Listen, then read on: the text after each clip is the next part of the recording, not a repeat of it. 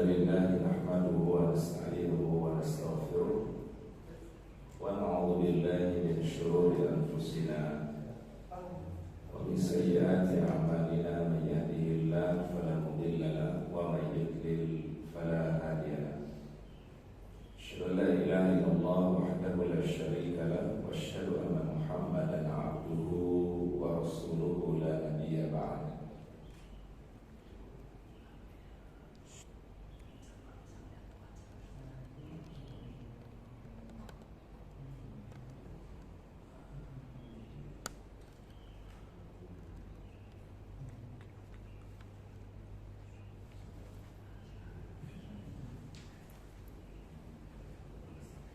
Alhamdulillah nahmaduhu wa nasta'inuhu wa nastaghfiruh wa na'udzu billahi min shururi anfusina wa min sayyiati a'malina. May yahdihillahu fala mudilla lahu wa may yudlil fala hadiya lahu. Asyhadu an la ilaha illallah wahdahu la syarika lahu wa asyhadu anna Muhammadan 'abduhu wa rasuluhu la nabiyya ba'dahu. Allahumma salli wa sallim wa barik ala hadha an-nabiy al-karim nabiyina Muhammad ibn Abdillah wa ala alihi wa ashabihi wa man tabi'ahu bi ihsanin ila yaumiddin, amma ba'du. Subhanaka la ilma lana illa ma 'allamtana innaka antal alimul hakim. Allahumma anta rabbi la ilaha illa anta khalaqtani wa ana 'abduka wa ana ala ahdika wa wa'dika mastata'tu. A'udzu bika min syarri ma sana'tu, abu'u laka bi ni'matika 'alayya wa abu'u bi dzambi faghfirli fa innahu la yaghfiru dzunuba illa anta. Hadirin jemaah salat subuh yang dirahmati Allah Ta'ala, alhamdulillah kita panjatkan puji syukur kepada Allah Subhanahu wa Ta'ala atas segala curahan rahmatnya, ridha-Nya kepada kita semua di pagi hari ini. Alhamdulillah dengan izin Allah Ta'ala kita bisa memenuhi panggilannya melaksanakan salat berjamaah. Mudah-mudahan kita semua mendapatkan keberkahan yang pernah didoakan oleh baginda Rasulullah sallallahu alaihi wasallam. Allahumma barik li ummati fi bukuriha. Beliau mendoakan umatnya, ya Allah berikanlah keberkahan bagi umatku di setiap pagi hari mereka. Jadi waktu yang paling terbaik, waktu yang paling istimewa adalah waktu di pagi hari. Insya Allah asbabul barakah, sebab-sebab datangnya keberkahan Allah Subhanahu wa Ta'ala. Insya Allah pada kesempatan pagi hari ini kita akan melanjutkan kajian kita dari bahasan Al-Faslu Tsalis, ya, pasal yang ketiga, fi maqamil ma'mumi minal imam wal ahkamul khassati bil ma'mumin, ya, yaitu pada posisi makmum dari imam dan hukum-hukum yang khusus terkait dengan makmum. Para ulama mengatakan wa bi hadzal bab khamsu masail, ya, di dalam pasal ini ada 5 permasalahan atau ada 5 hal yang dibahas oleh para ulama. Yang pertama adalah al-mas'alatu al-awwal, ya. Jadi mas'alatul ula, masalah yang pertama atau pembahasan yang pertama, mauqiful imam wal ma'mumin, ya. Jadi posisi imam dan posisi makmum, ya. Jadi bagaimana posisi berdirinya imam dan makmum ketika salat, ya. Ittafaqa itu artinya sepakat, ya. Dari kata sehingga diambil kalau kita mufakat, ya. Mufakat itu dari bahasa Arab ittafaqa yattafiqu, ya. Yang artinya adalah sepakat, ya. Kalau kita sering mengatakannya mufakat, ya. Jadi kesamaan itu ada, ya, dan ini diambil dari bahasa Arab kata mufakat berarti. Ya biasanya mufakat itu terjadi kalau bila ada orang bermusyawarah, berdiskusi, ya, dihasilkan sebuah apa? Mufakat, ya. Mufakat itu kesepakatan, ya. Dalam bahasa Arab ittafaqa yattafiqu, ya. Dan ada hadis yang biasa diriwayatkan oleh Imam Al-Bukhari dan Imam Muslim disebut muttafaqun alaihi, ya. Berarti hadis itu disepakati kesahihannya oleh Imam Al-Bukhari dan oleh Imam Muslim. Jadi masuk syarat kesahihannya itu adalah disesuaikan dengan apa yang disyaratkan oleh Imam Al-Bukhari dan juga Imam Muslim. Ittafaqa jumhur ulama, telah sepakat mayoritas ulama-ulama mazhab ala anna sunnat al-wahid al-munfarid, sesungguhnya termasuk sunnah bagi orang yang sholat sendiri al-munfarid ayyakuma an yaminil imam. Jadi kalau dia cuma satu orang, cuma sendiri, maka dia berdirinya an yaminil imam, berada di sebelah kanan imam, ya, dan posisinya berdekatan, ya, dia berada di samping sebelah kanannya imam berdekatan. Ini kalau jumlah jamaahnya cuma satu orang, ya, dalam istilahnya al-wahid al-munfarid, ya, dia seseorang, ya. Lisubudi dzalika min hadis Ibnu Abbas wa ghairihi, dan itu berdasarkan sebuah hadis yang sahih yang diriwayatkan dari Ibnu Abbas radhiyallahu anhu wa ghairihi dan yang lainnya. Wa annahum in kanu thalathatan siwal imam, ya, kalau mereka jumlah makmum itu salah berapa? 3 orang. Siwal imam, ya, selain daripada imam, qamu wara'ahu, maka posisi daripada makmum itu berada di belakang imam, ya. Kalau jumlah jamaahnya berapa, Pak? 3 selain daripada imam. Jadi ini disepakati kata para ulama.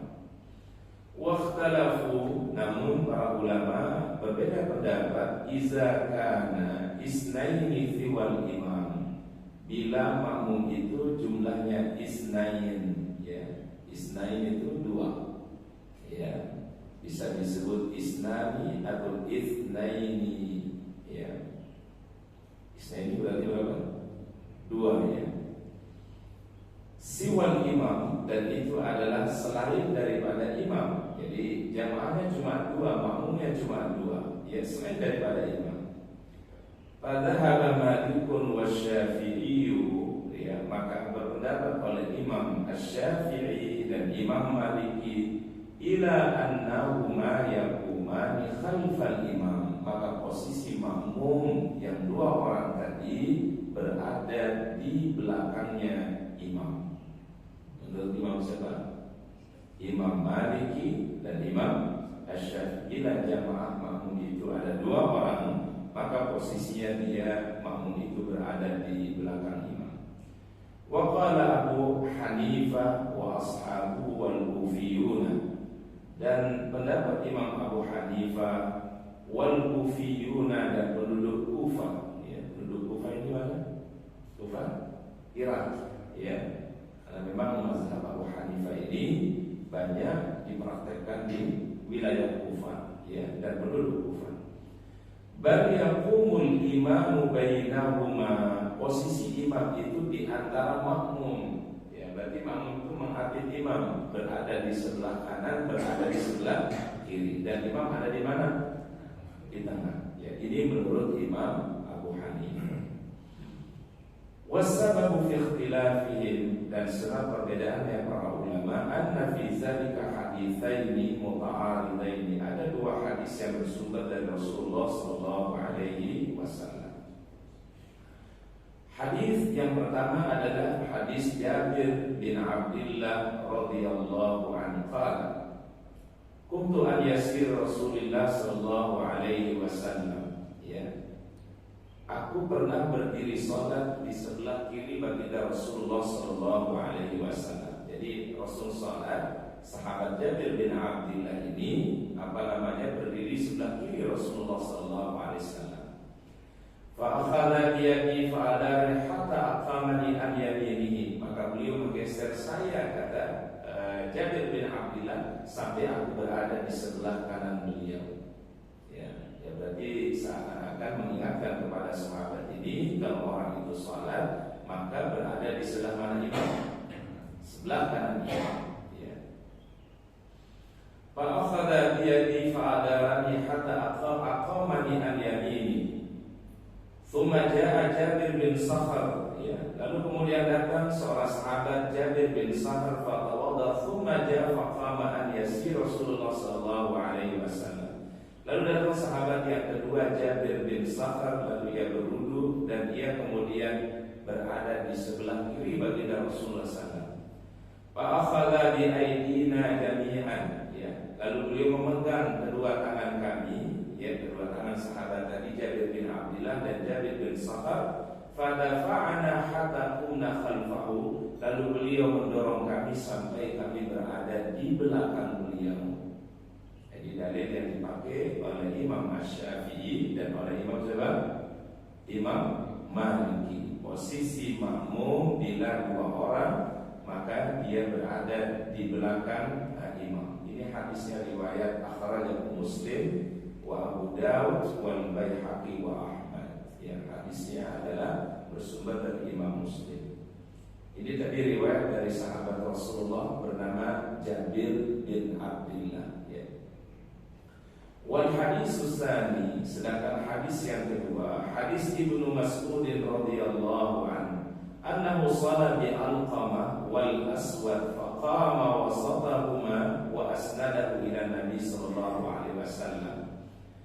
Beliau sallallahu alaihi wasallam salat bersama Alqamah dan Aswad, faqama wasatahuma, dan Rasul berdiri di antara kedua sahabat tadi. Berarti seakan-akan sahabat itu mengabdi Rasulullah sallallahu alaihi wasallam. Wa qala Abu Umar, berkata Abu Umar, waqtalafu ruwatu hadzal hadis, namun para ulama berbeda pendapat di dalam derajat hadis ini, fa ba'dhum awqafahu wa ba'dhum asnadahu wa sahih annahu mauqufun. Hadis ini adalah mauquf. Wa amma anna sunnatal mar'ati, berarti kalau dilihat dari sanad hadis sebenarnya adalah yang lebih kuat adalah hadis yang pertama yang diriwayatkan oleh siapa? Oleh Jabir bin Abdullah. Jadi kalau dilihat antara dua hadis tadi, yang lebih kuat itulah riwayat yang pertama yang bersumber dari Jabir bin Abdullah, bahwasanya posisi jamaah bila dua orang maka berada di mana? Di belakang imam. Itu yang lebih kuat dari segi sanad hadis karena hadisnya adalah sahih dari Nabi sallallahu alaihi wasallam. Wa amma anna sunnatal mar'ati, adapun sunnah dalam salatnya seorang perempuan, mar'ah itu perempuan. Tapi kalau dibacanya mir'ah beda lagi. Mar'ah, mir'ah beda. Kalau mar'atun perempuan, mir'atun cermin. Cuma beda apa? Cuma beda harokat. Kalau mimnya ini diharokatkan fathah jadi perempuan, tapi kalau ini diharokatkan kasrah mir'atun, itu ada cermin. Makanya apa namanya? Ada satu ungkapan, amal seseorang di dunia ini menjadi cerminan nanti akhiratnya. Dalam qaul para ulama mengatakan amal manusia di dunia ini cerminan daripada apa? Akhiratnya. Mir'atul bahasa Arabnya. Sunnahnya perempuan itu antaqifa khalfar rajuli awir rijali, dia berada safnya di belakangnya laki-laki. Bukan berarti kemudian mohon maaf begitu perempuan itu sudah ada di belakang bagian belakang, kemudian yang paling bagus itu saf paling belakang. Karena sebagian ibu-ibu terkadang memahaminya adalah ketika mereka sholat bersama-sama, yang paling bagus safnya yang paling mana, Pak? Paling belakang. Jadi gak ada yang mau di saf mana, Pak? Depan. Nah, ini salah pengertian ini. Maksudnya adalah Rasulullah SAW, sebaik-baiknya saf perempuan itu adalah semakin jauh posisinya dari saf laki-laki lebih bagus. Tapi kalau sudah berkumpul dengan wanita, di sini kan ada saf perempuan, jadi yang ada ruangan ini, maka tetap saf yang terdepan itu saf pertama yang afdal. Tapi maksud Rasulullah SAW, saf sebaik saf perempuan itu yang belakang, itu maksudnya adalah posisinya lebih jauh daripada apa? Laki-laki. Berarti artinya semakin jauh posisinya dari laki-laki itu semakin apa? Afdal. Tapi begitu mereka sudah berada di lingkungan perempuannya, sesama perempuannya, para ulama mengatakan saf yang pertama lebih afdal. Makanya kan ada hadis kalau orang mengetahui fadilah berada di saf yang pertama, ya, dan menjawab azan, kata Nabi SAW, kalau sekiranya mereka bisa mendapatkannya harus dengan cara mengundinya, maka mereka akan apa? Lakukan undian itu, kata Rasul. Artinya begitu utamanya saf di pertama, ya, dan itu berlaku lirijali wan nisa, baik bagi laki-laki ataupun bagi perempuan. Tapi maksud adalah sebaik-baik saf perempuan itu yang ada di belakang, maksudnya semakin jauh posisi dari laki-laki, maka itu semakin apa? Semakin baik, semakin afdal. Itu masuk hadis itu. Wa amma adapun katakan anna sunnatal mar'ati, sunnahnya bagi perempuan antaqifa khalfar rajuli aw rijali, ya, dia posisinya sholat itu di belakang laki-laki. Ingkana hunaka rajulun siwal imam, bila di situ adalah, ya, hanya seorang laki-laki selain daripada imam. Jadi berarti yang sholat ini ada 3 orang kan, berarti apa ya? Imam, ada makmum 1 laki-laki dan ada 1 perempuan. Maka posisi perempuan itu adalah di di belakang. Au khalfal imam ingkana wahdaha, atau dia berada di belakang imam ingkana wahdaha, bila dia sholat sendiri. Ya, misalnya seperti kita dengan keluarga, ya, suami dengan istri misalnya, maka posisinya si perempuan itu di belakang daripada siapa? Laki-laki, daripada suaminya. Jadi dia tidak berada di sebelah mana? Sebelah samping kanan, tidak, tapi selalu berada di bagian belakang. Fala alamu dzalika khilafan, dan kata muallif atau kata penulis, aku tidak melihat atau tidak memperhatikan, tidak ada perbedaan dalam hal ini. Subuh tidak min hadis Anas, itu sesuai dengan hadis Anas bin Malik kharrajahul Bukhari, yang diriwayatkan oleh Imam Al-Bukhari. Anna Nabi sallallahu bihi wa bi ummihi aw khalatihi qala fa aqamani an yamini wa aqama al-mar'ati khalfana. Ya, jadi kata Anas bin Malik, suatu saat Nabi sallallahu alaihi wasallam salat, ya, dan Anas itu berada di sebelah kanan beliau, sedangkan ibunya, bibi-bibinya itu berada di belakang kami. Berarti safnya perempuan selalu berada di mana, Pak? Selalu ada di belakang laki-laki, tidak boleh berada di samping sebelah kanannya. Kemudian walladzi kharaja anhu aidan Malik, dan itu juga diriwayatkan oleh Imam Malik, annahu qala fa fasattu ana wal yatim wara'ahu, ya, dan aku bersaf, ya, di samping Rasulullah SAW, wal yatim wara'ahu wal ajuzu min wara'ina, ya, perempuan-perempuan itu dan orang-orang yang sudah usia lanjut dari kalangan perempuan itu berada di belakang kami. Ini kata siapa, Pak? Anas bin Malik radhiyallahu anhu, ya. Berarti kalau kita perhatikan riwayat ini hampir menunjukkan bahwasannya sunnahnya bagi perempuan ketika dia salat berjamaah bersama imam berada di belakang imam, dan tidak disunahkan berada di sebelah mana, Pak? Sebelah kanannya, tidak, tapi berada di belakang imam. Nah, contoh misalnya bila kita sholat bersama istri kita, maka posisi istri itu ada di belakang kita, tidak berada di sebelah kanan kita. Wa qala qaumun, sebagian pendapat mengatakan bal'an yasirihi, ya, boleh dia berada di sebelah kiri, ya. Cuma riwayatnya Isa, ya. Wala khilafah, dan tidak ada perbedaan para ulama fi anal mar'atal wahidah tusalli khalfal imam, seorang wanita yang sendirian tusalli khalfal imam, yang salat berada di mana? Khalfal imam, berada di belakang imam. Wa annaha in kanat ma'a rajuli shalla rajul yajambil imam wal mar'atu khalfahu, apabila ya ada seorang laki-laki yang bersama imam maka laki-laki itu berada di samping sebelah kanannya imam dan perempuan itu berada di mana? Di bagian khalfahu, belakangnya atau belakang daripada imam tadi. Nah, ini yang disebut oleh para ulama. Ya, kalau kita ambil satu kesimpulan bahwasannya bila jamaah itu jumlahnya 3 bersama imam, ya, pertama dulu 3 selain daripada imam, berarti 3 ke atas ya Pak ya. Maka posisi makmumnya ada di mana Pak? Ada di belakang imam. Bila jumlah makmumnya 2 orang, ya, bila jumlah makmumnya jumlahnya 2 orang selain daripada imam, dia juga berada di belakang imam. Kalau jumlahnya 1 orang, ya, maka posisinya ada di mana Pak? Ada di sebelah kanan imam dan dekat dari imam. Dan sunnah bagi saf perempuan atau posisi perempuan selalu berada di belakang imam. Baik ada jamaah laki-laki yang lain atau dia hanya sendiri yang berada di belakang imam, maka dia tetap selalu berada khalfahu. Apa khalfahu? Bagian belakang, ya. Jadi khalfah itu artinya adalah belakang. Kalau aidina depan. Nah, dia disebut di dalam Al-Quran di surah apa namanya?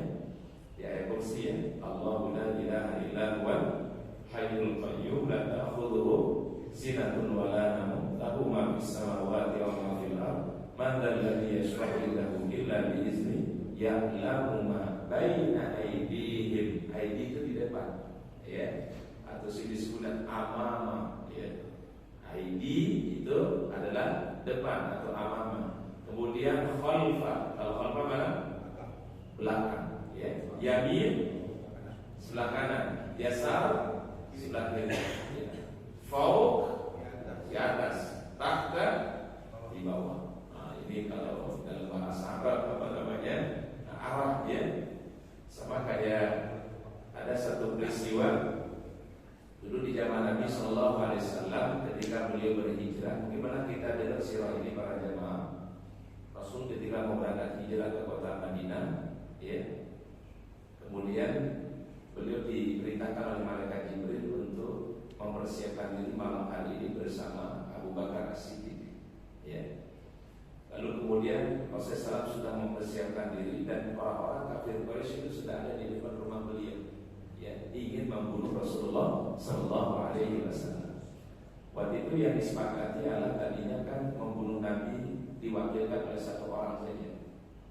Tapi rupanya syaitan iblis berwujud seperti Syekh An-Najdi. Ya, dia masuk di dalam tempat perundingan orang-orang kafir Quraisy. Dia mengatakan jangan bunuh Muhammad sendiri.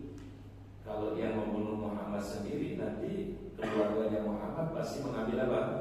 Ya, balas dendam kepada kita semua. Ya, misalnya kalau pelakunya 1 orang, itu mudah untuk membalas dendamnya. Ya, pasti keluarga Bani Hashim, ya, itu tidak akan pernah terima. Walaupun mohon maaf, walaupun mereka mungkin ada pamannya yang tidak beriman, tetapi kalau saudaranya mereka dibunuh, saudara mereka dianiaya, pasti akan dibela. Ya, jadi mereka punya asobiyah, ya. Apa asobiyah itu? Fanatik luar biasa, para kaum. Jadi hatta mungkin dia tidak beriman, tapi kalau sudah kaumnya yang dibunuh, kaumnya yang disiksa, pasti akan dibela. Ya, itu namanya ta'assub al-qaumi namanya. Fanatik terhadap apa? Ya, kaum asobiyah. Ya. Maka apa kata iblis? Ya, kalau bisa ambil perwakilan dari masing-masing suku. Oh, dari suku ini ambil 1 orang, dari suku ini 1 orang, dari suku ini 1 orang. Kumpulkanlah suku-suku yang ada di Mekah ini.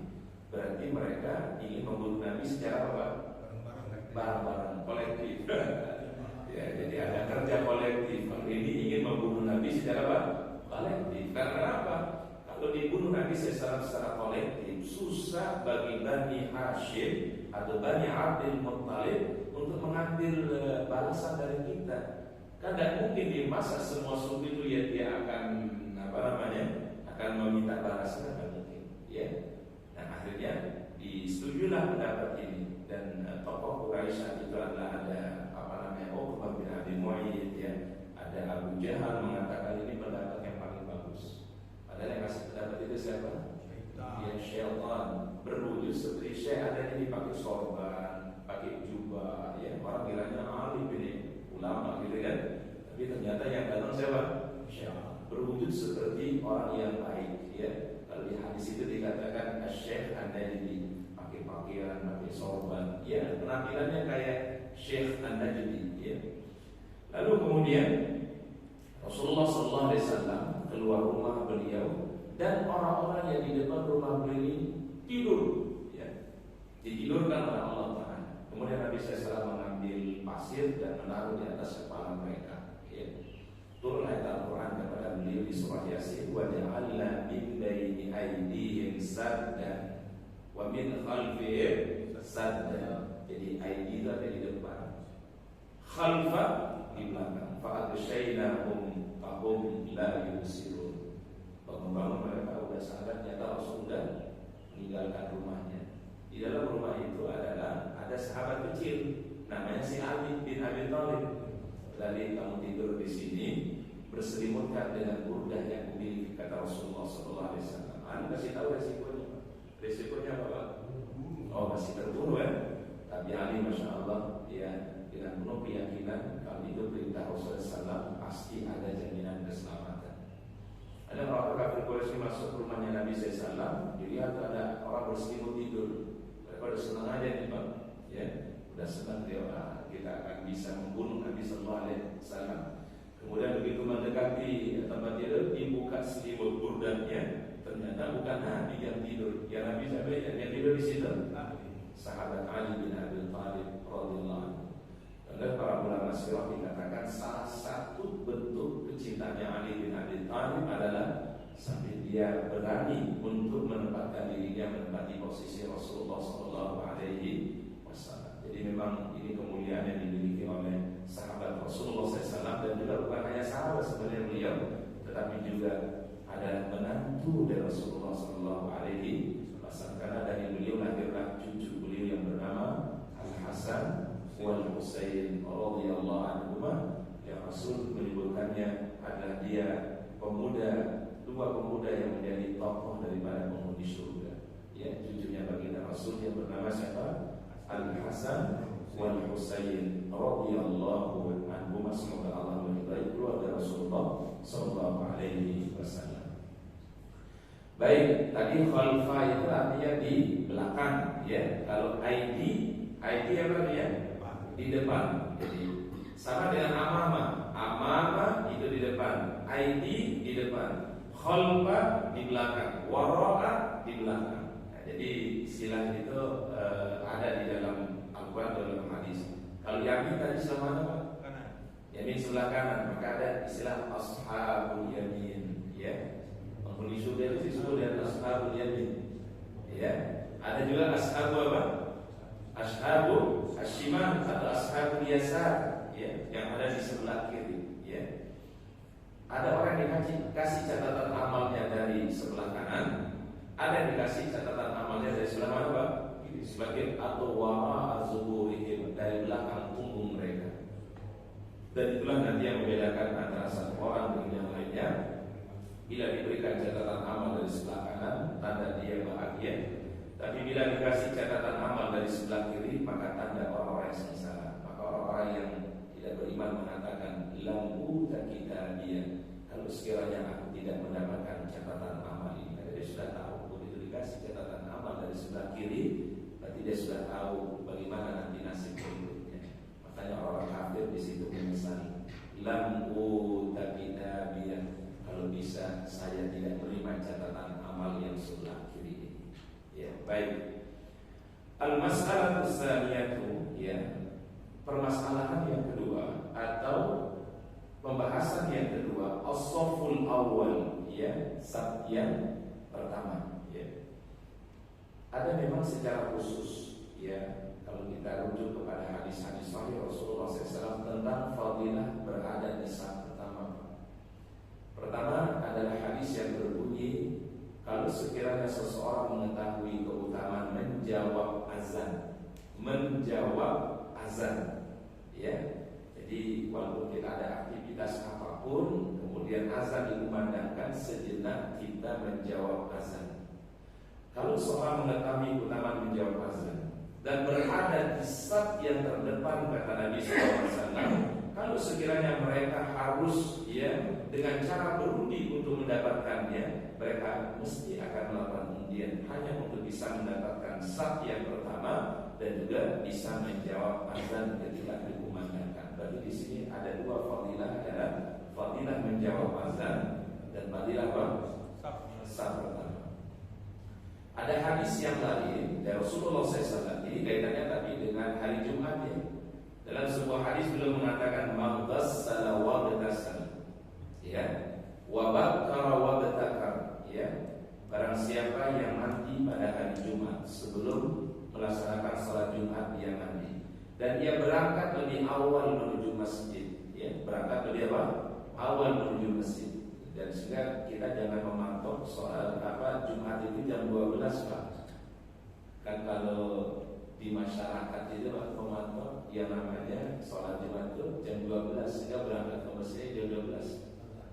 Sekarang itu kan waktu sholat zuhur itu kan sebelum jam 12 kan. Bahkan beberapa bulan yang lalu setengah 12 sudah ada, setengah 12 lebih dikit sudah azan, ya. Sehingga tidak bisa dijadikan patokan jam 12 tidak bisa, ya.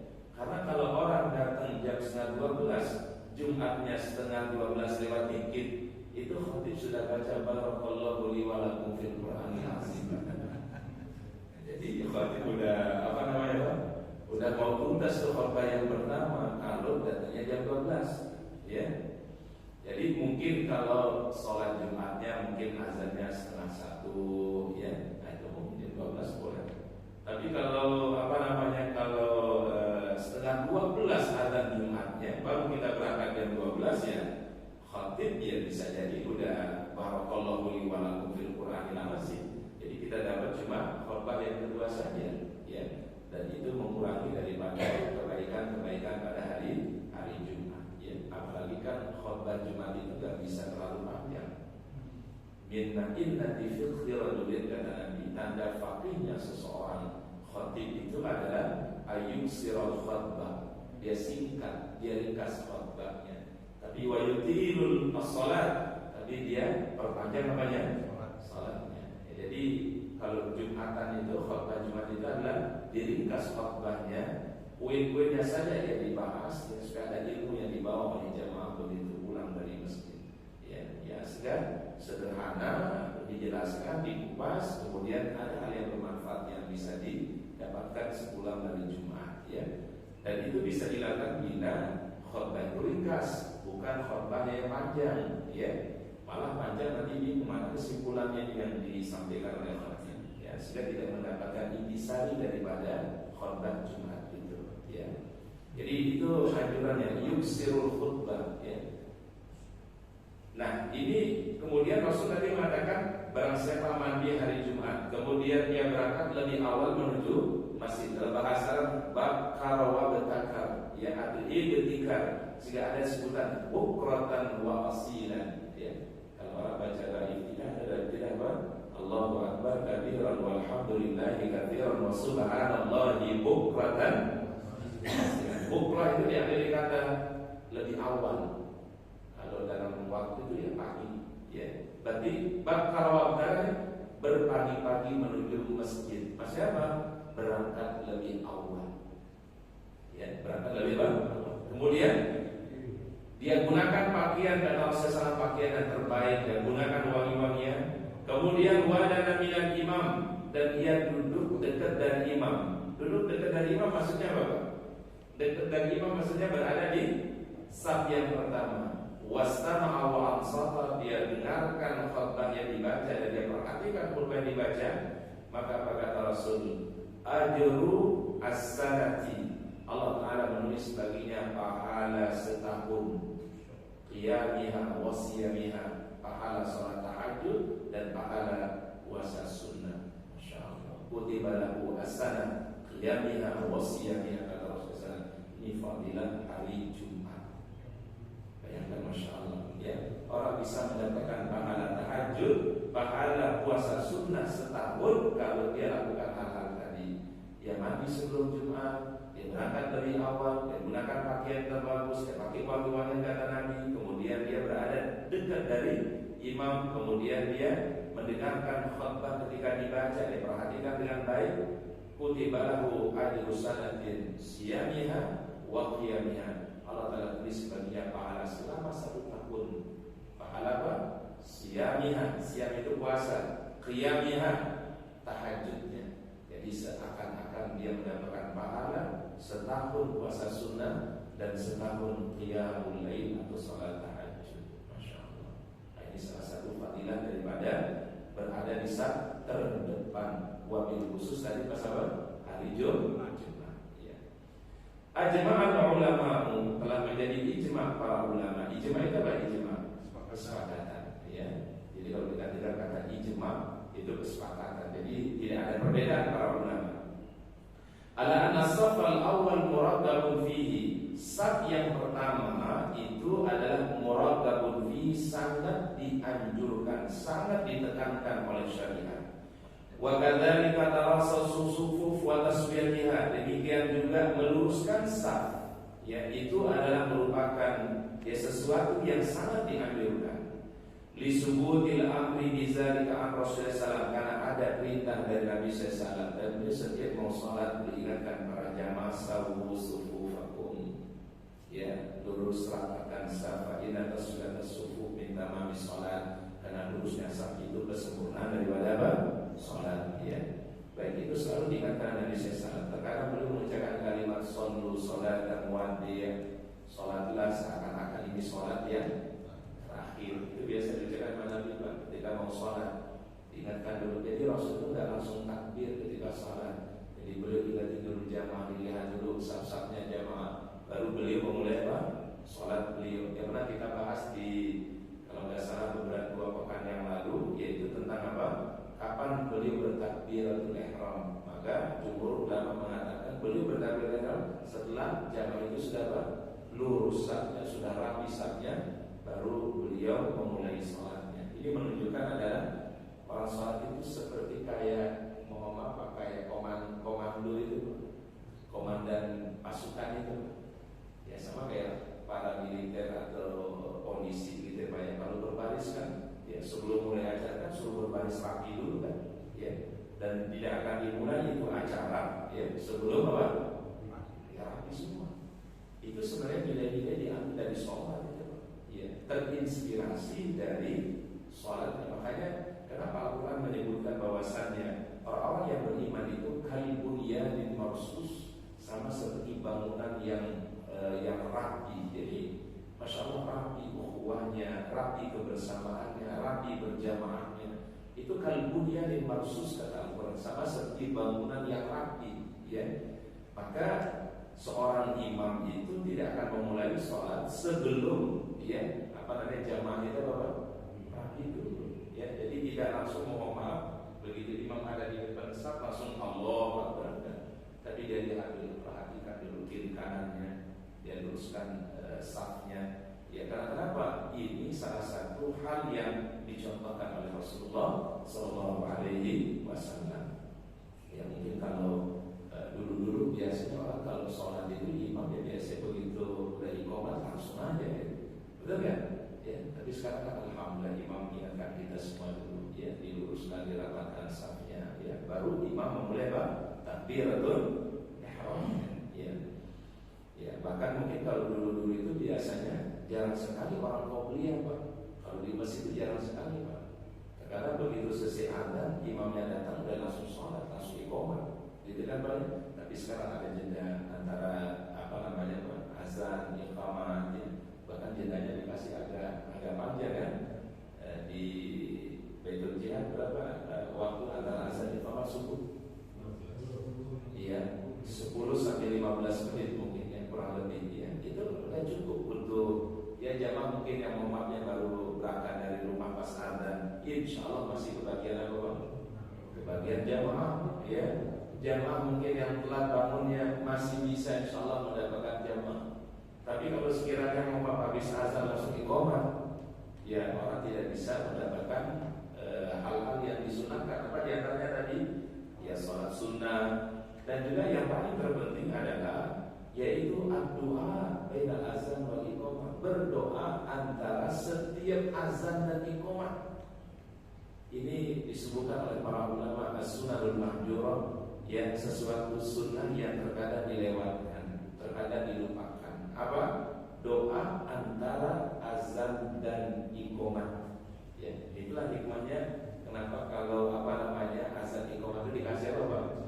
Apalagi kalau di Masjidil Haram, Masjid Nabawi, antara azan dan iqamah itu hampir 30 menit.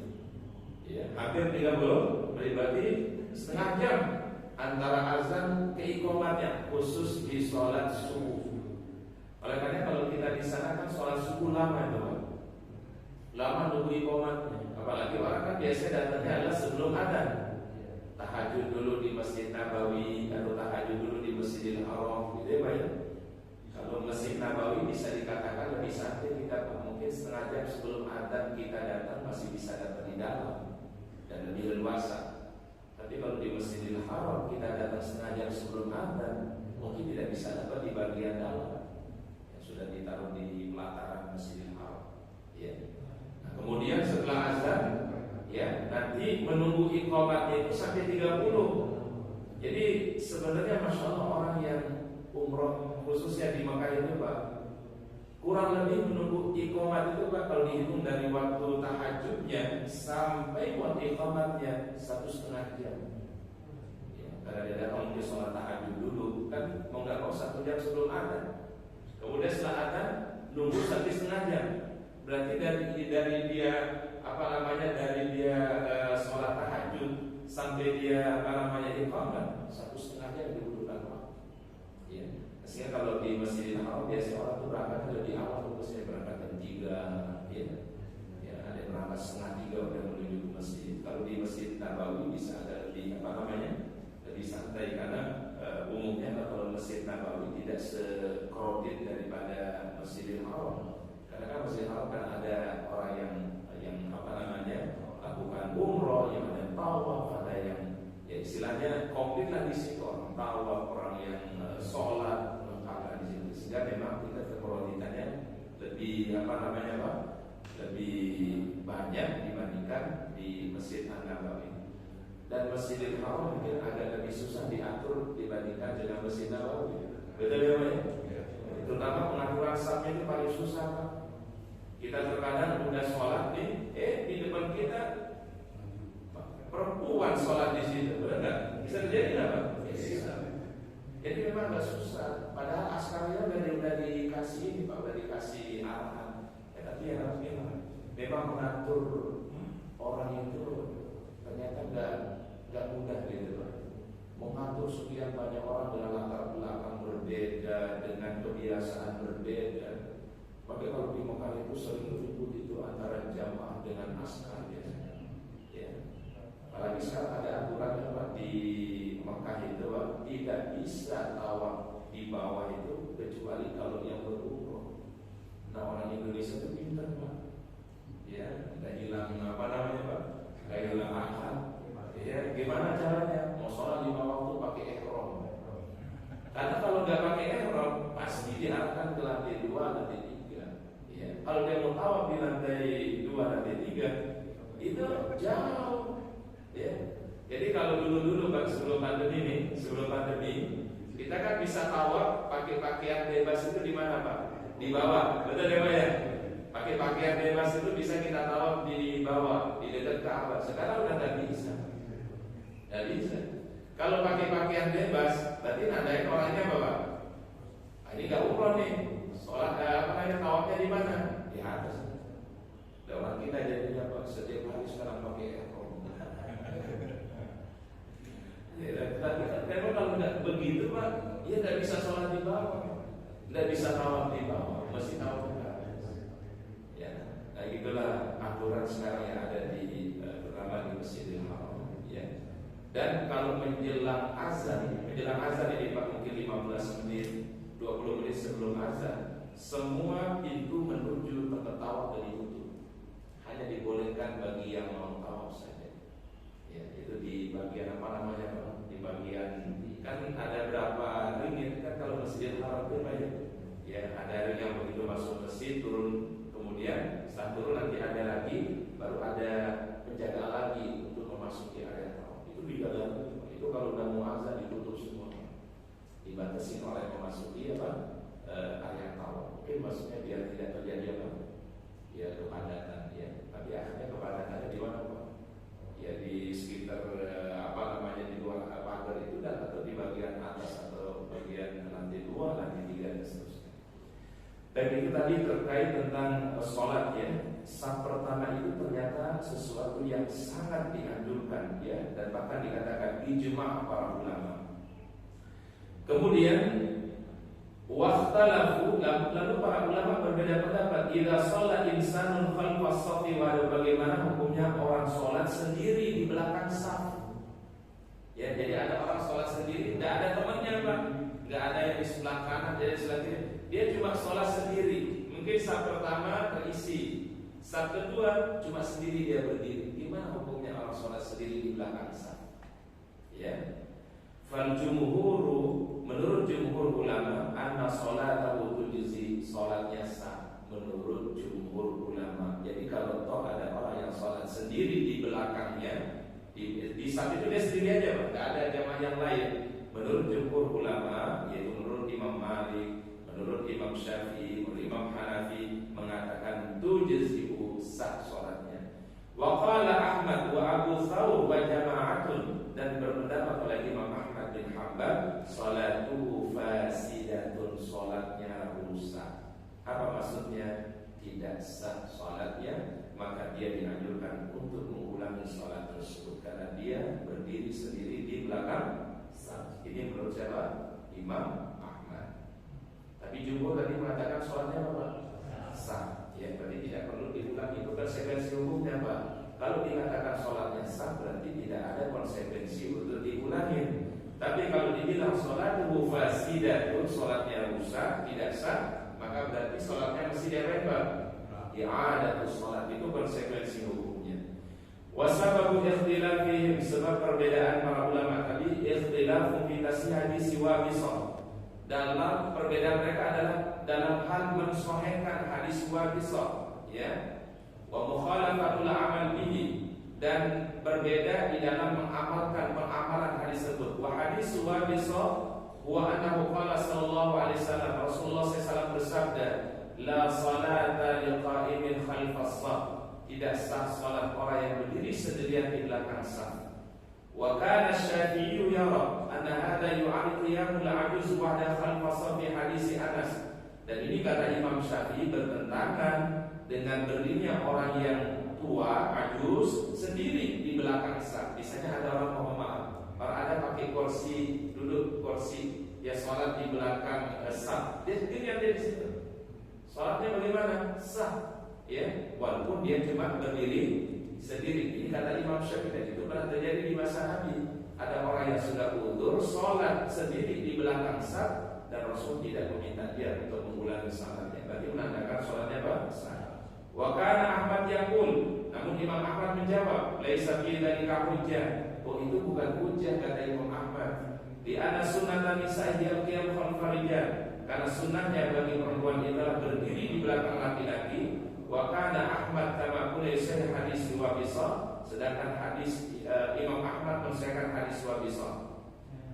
Wa qala bi huwa muqarrabun lisallat taqbijul hujjah. Tapi ulama yang lain, hadis wa bisal itu adalah tidak kuat dalilnya sehingga tidak bisa dijadikan hujjah.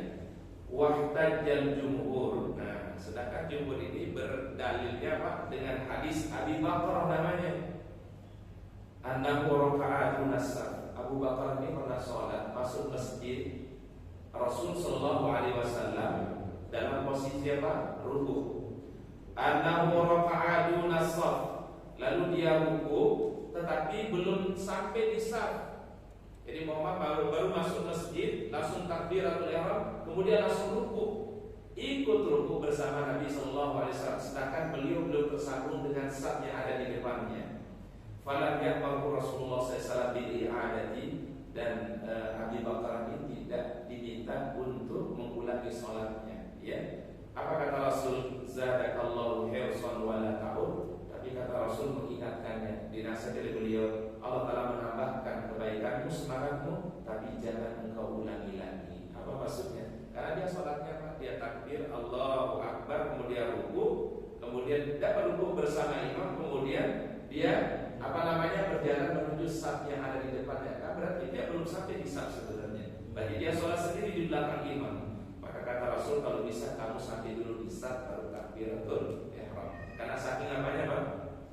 Semangatnya untuk mendapatkan ruku bersama imam. Dan inilah yang menguatkan Pak sebenarnya. Hadis Abi Bakar ini menguatkan, siapa yang mendapatkan ruku bersama imam, faqad adraka rakaat.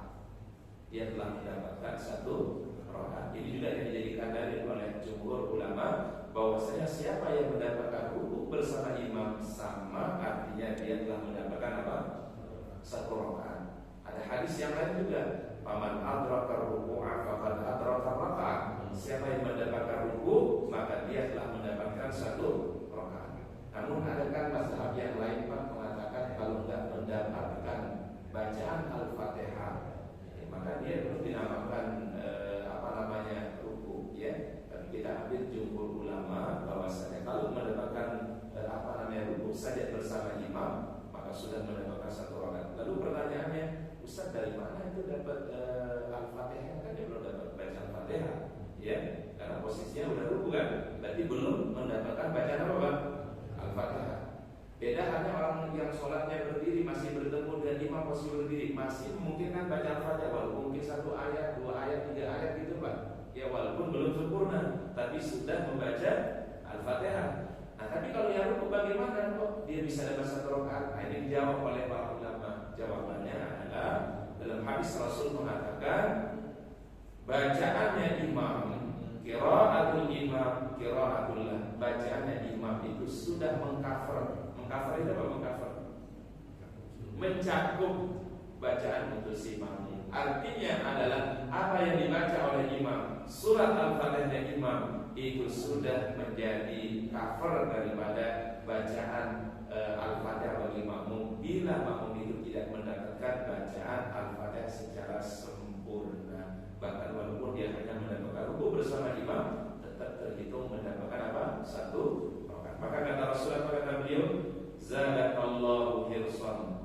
Allah Taala menambahkan kepada semangat, wala ta'ud, tapi jangan diulangi karena dia sholatnya belum sampai di saf depan. Jadi dia udah langsung takbir, kemudian ruku, kemudian setelah itu menyambungkan diri dengan saf yang ada di depannya.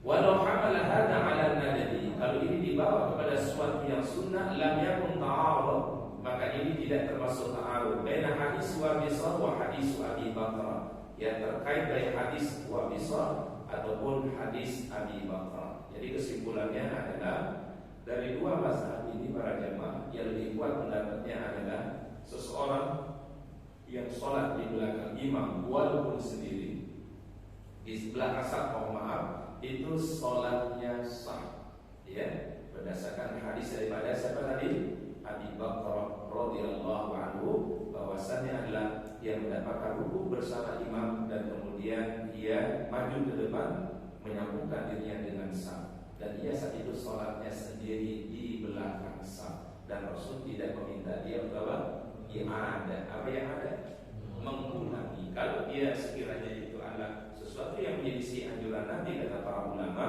Rasul akan meminta dia untuk mengulangi sholat tersebut karena sholatnya dianggap sholat tidak sempurna. Tapi karena Rasul tidak meminta dia mengulanginya, maka itu menunjukkan yaitu tujuh sholatu, sholatnya sah, dan ini merupakan sunnah Rasulullah Sallallahu Alaihi Wasallam. Baik, wallahu a'lam bishawab. Mungkin itu yang bisa kita kaji ya dari permasalahan yang terkait apa tadi? Ya, hal-hal yang terkait antara imam dan makmum yang sesuai dengan anjuran dari Rasulullah SAW. Dan ini menjadi pembelajaran berharga untuk kita semua adalah memenuhi panggilan Allah dan sebuah keistimewaan, memenuhi panggilan Allah sebuah kebaikan. Apalagi kalau orang bersegera memenuhi panggilan Allah. Ada satu kalimat dari para ulama mengatakan, siapa yang selalu menyegerakan panggilan Allah, Allah Ta'ala akan segerakan hajatnya dan doa-doanya dikabulkan. Jadi sebagaimana orang segera merespon panggilan Allah, maka Allah Ta'ala juga akan lebih merespon setiap doa-doa kita, setiap permohonan-permohonan kita. Nah itulah Masya Allah, sehingga para sahabat terdahulu ya tidak pernah lewat untuk menjawab azan bila dikumandangkan ya. Jadi minimal ketika azan dikumandangkan kita menjawab azan tersebut ya. Wallahu a'lam bishawab. Mungkin itu yang bisa kami sampaikan. Semoga Allah Ta'ala berikan kita ilmu yang bermanfaat. Allah Ta'ala hadirkan keberkahan kemuliaan kepada kita semua. Mudah-mudahan kita diistiqomahkan untuk senantiasa mengikuti anjuran-anjuran atau sunnah-sunnah Rasulullah Sallallahu Alaihi Wasallam. Baik, mungkin sebelum kita tutup, ada yang mau bertanya? Sedang membahas soalnya. Iya. Jadi sebenarnya ini maksud hati takbir adalah untuk rabiat. Masalah di saf pertama. Sering diletakkan muadzin, imam, penceramah. Maksud hati awalnya adalah untuk rabiat. Tapi tidak jarang kalau udah sholat Jumat, ya khatibnya telah datang. Oh gitu. Nah, kemudian muazinnya juga masih di belakang. Baik. Ya. Dan sang imam menganut mazhab bahwa kalau dia keluar maka harus dikumandangkan iqamah, kan gitu, ada hadis iqamah baru dikumandangkan ketika imam sudah keluar, kan gitu, ada yang begitu. Nah sehingga ketika udah rame nih, saf kedua udah terisi, saf ketiga, 4, 5 udah terisi, saf pertama masih keisi ompong gitu loh, ya di tengahnya itu masih kosong. Nah pertanyaannya, karena di zaman Rasulullah nggak ada yang seperti ini, aturan seperti ini nggak ada. Nah apakah kalau sudah seperti ini, karena merapatkan saf itu lebih afdal, apakah orang yang datang, orang yang di saf kedua boleh maju ke saf pertama di tempat posisi yang sudah dipersiapkan untuk penceramah atau untuk muazin atau untuk imam? Nah, apakah boleh atau ini haram hukumnya, nggak boleh maju ke situ, itu punya orang gitu loh. Nah, karena ada video yang beredar, Pak. Presiden Turki Recep Tayyip Erdogan, ya semoga Allah merahmati beliau, itu datang telat di sholat Jumat. Dan dia sholatnya di emperan, Pak, seorang presiden, panglima perangnya Turki, ya. Nah, apakah ini tidak menjadi ibrah juga buat kita bahwa seorang presiden dia telat juga di emperan kok? Ya. Artinya tidak ada beda antara. Apakah ini menjadi suatu yang haram? Nggak boleh, itu udah tulis semua aja, imam nggak boleh, siapapun sudah di situ, haram tuh hukumnya, dosa nanti. Nah, gimana sih sebenarnya statusnya? Baik, memang nawa itu bagus, tapi dalam tataran pelaksanaan terkadang nggak seperti yang diharapkan ya. Jadi ada dua hal mungkin yang perlu diingatkan ya. Pertama adalah mungkin memberikan tempat, tadi kan ada biasa di masjid ada khotib, ada muazzin, ada lagi badal biasanya ya. Itu mungkin maksudnya awalnya bagus ya, supaya memang pertama maksudnya adalah itu memang tempat itu memang dikhususkan untuk yang bertugas ya, sebagai khatib, sebagai muazzin atau sebagai badan. Badan itu apa badan? Badan itu yang menggantikan. Nah sejatinya memang ya, kalau bisa khatib itu memang datang lebih awal juga ya, datang lebih awal ya. Karena kenapa? Apalagi kalau dia tahu di situ sudah dikasih tempat khusus ya. Namun kan terkadang Allah mungkin karena perjalanan dan seterusnya ya, maka itu adalah mungkin bisa telat sampai di masjid. Maka kira-kira boleh nggak tempat itu dipakai oleh yang lain? Sebenarnya kalau dibilang boleh hukumnya dipakai, karena itu masih kosong kan ya. Mungkin nanti kalau imamnya datang, khatibnya datang, ya tinggal mikir aja sih sebenarnya, kan itu gampang ya. Jadi supaya tidak ada kesan memang itu sudah di booking ya, di booking itu dipesan itu mungkin letak ininya. Jadi akhirnya orang kalau kesannya di booking itu seakan-akan berarti ini ya nggak boleh ditempati ya. Padahal misalnya kalau itu memang khatib belum nyampai, belum datang, bisa saja dia duduk di situ, tapi nanti begitu dia khatibnya datang tinggal geser aja ya. Nah ini memang ada beberapa catatan yang penting penting ya. Pertama memang niat baik bagus ya, tapi mungkin pada tataran apa tadi Pak? Tataran kenyataan dan pelaksanaan terkadang mungkin tidak sesuai. Dan tadi masya Allah pembelajaran yang berharga memang ya. Seorang pemimpin pun juga kita ambil pembelajaran ya. Pemimpin itu walaupun posisinya sangat istimewa, tetapi dia pun juga adalah sama pada dasarnya dengan yang lainnya. Itu mungkin pembelajaran yang berharga. Jadi tidak ingin terasa diistimewakan dirinya ya.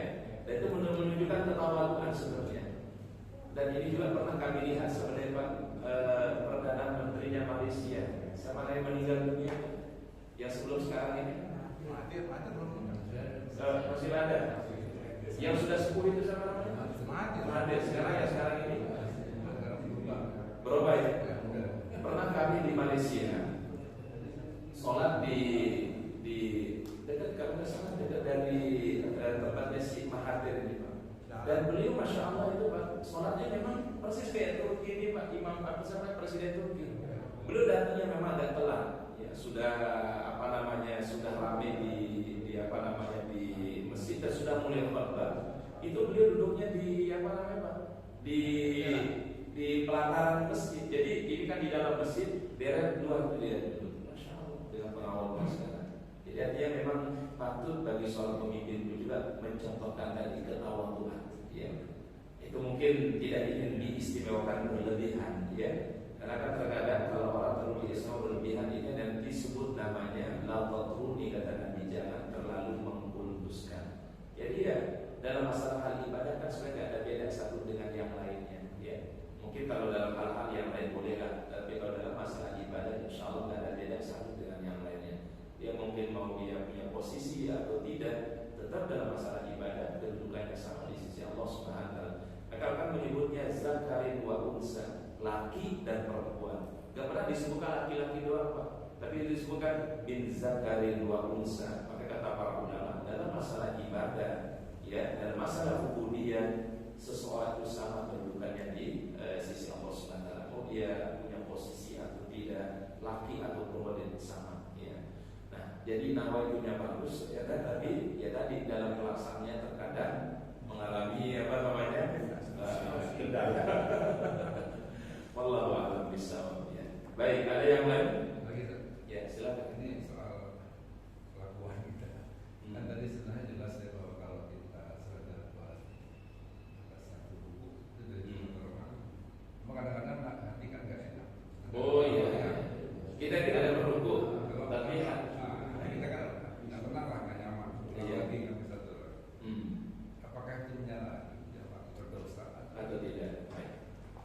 Baik, sebenarnya ada pendapat memang mengatakan yang minimal mendapatkan ruku itu adalah berdiri bersama imam. Berarti kalau dia mendapatkan ruku bersama imam itu adalah itu dinamakan satu rakaat. Dan ulama yang mengatakan mendapatkan ruku bersama imam saja baru mendapatkan satu rakaat, ada 3 syaratnya Pak. Mungkin pernah kita bahas waktu itu. Ada 3 syaratnya. Syaratnya pertama, memang dia mendapatkan ruku persis bersama imam. Jadi jangan sampai dia baru turun ruku, imamnya bangun, berarti belum mendapatkan ruku bersama imam. Berarti dia mendapatkan ruku bersama imam. Yang kedua, dia yakin bahwasanya memang dia mendapatkan ruku bersama imam. Kalau masih ada ragu-ragu, ini kan sempurna tidak berruku bersama imam. Kalau yang kayak gini, ahsannya, bagusnya tambah 1 rakaat. Kalau masih ada apa? Keraguan, ya, karena kita tinggalkan keraguan itu Pak, karena khawatir nanti kurang. Karena bisa jadi kita rasanya dapat ruku bersama imam, padahal imam sudah berdiri kan? Ya baik. Kemudian yang ketiga kata para ulama, ayyarka'a tumaninatan, ia ruku benar-benar dalam keadaan tumanina. Nah, kalau 3 syarat ini dia dapatkan kata para ulama, maka rukunya itu sudah mendapatkan 1 rakaat. 3 tadi syaratnya. Benar-benar mendapat ruku bersama imam, yakin dia mendapatkan ruku bersama. Yakin berarti lawan katanya apa? Syak itu ragu. Kalau ada ragu sedikit, ya jangan-jangan belum dapat ruku bersama imamnya. Kalau ragu, asalnya afdalnya tambah 1 rakaat. Kemudian yang ketiga adalah tumanninatan. Apa tumanninah? Ya, dia memang udah tumanninah benar, dapat ruku bersama imam. Kalau itu yang dia lakukan kata para ulama, yaitu mendapatkan 1 rakaat di dalam sholatnya. Wallahu a'lam bishawab. Ya. Baik, silakan. Mengenai soft, ini kalau di masjid sini oke ya, depan. Tapi kalau di masjid aku kan soft paru sudah di dunia. Iya. Pilih yang sini atau di dunia? Kita ngeliatnya apa? Tapi satu. Istiqlal contohnya Ustaz. Istiqlal, bro.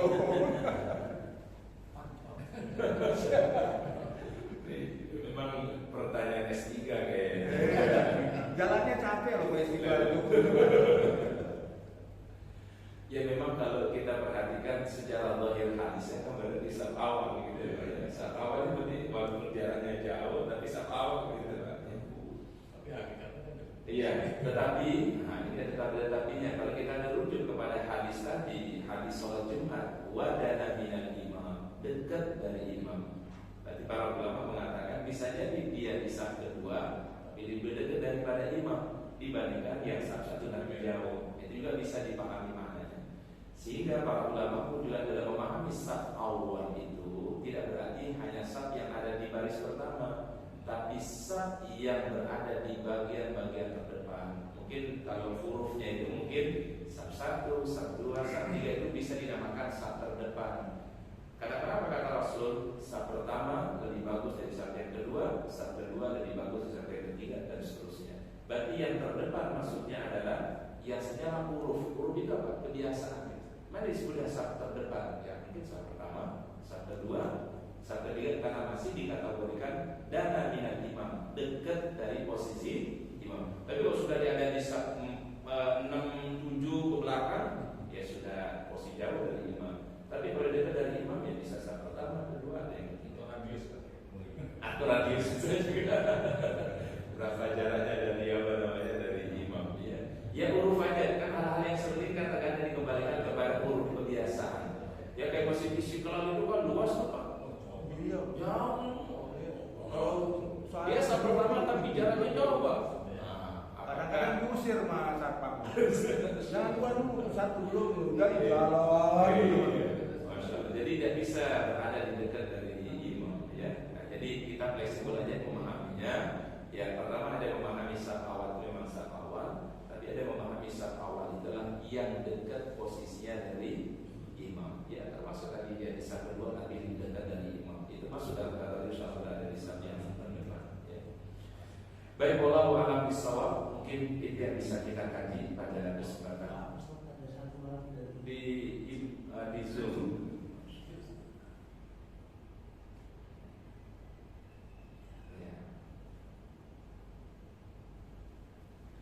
Baik, ini ada pertanyaan dari jamaah. Apabila seorang sholat subuh, ya, tanpa kunut, sholat subuh berjalan tanpa kunut karena lupa atau sengaja, apakah harus sujud sahwi? Ya, jadi kalau para ulama mengatakan bila seseorang tidak melakukan kunut, ya, karena lupa atau mungkin dia tidak kunut secara sengaja, tidak mesti diganti dengan sujud sahwi karena itu hukumnya sunnah, ya. Nah kecuali di dalam mazhab Syafi'i, karena dia ada termasuk sunnah mubah namanya. Kalau dalam mazhab Syafi'i, bila orang itu meninggalkan kunut di waktu subuh, maka beliau anjurkan melakukan namanya apa?